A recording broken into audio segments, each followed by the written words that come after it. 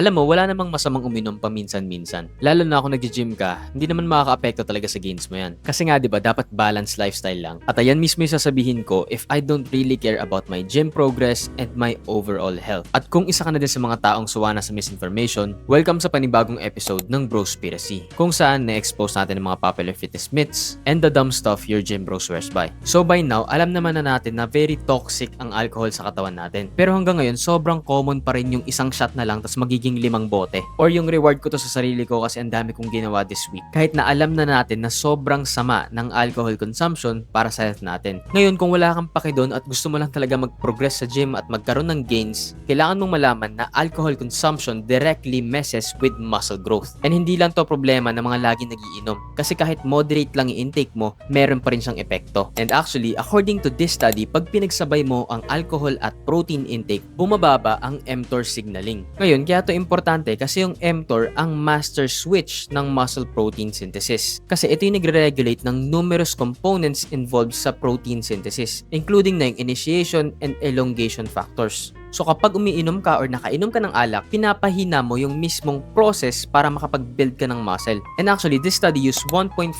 grams per kilogram of alcohol, which is around 6 to 7 drinks for the average Filipino. Pero dahil nga sobrang laki ng drop ng mTOR, na kahit lower doses pa yan, it will realistically have a similar effect. Kaya sa susunod na may magsasabi sa'yo na pre, uminom ka muna para balance lang kasi nasa gym ka naman lagi, hindi naman maapektuhan yung gym progress mo. Sabihin mo na lang, Brospiracy yan.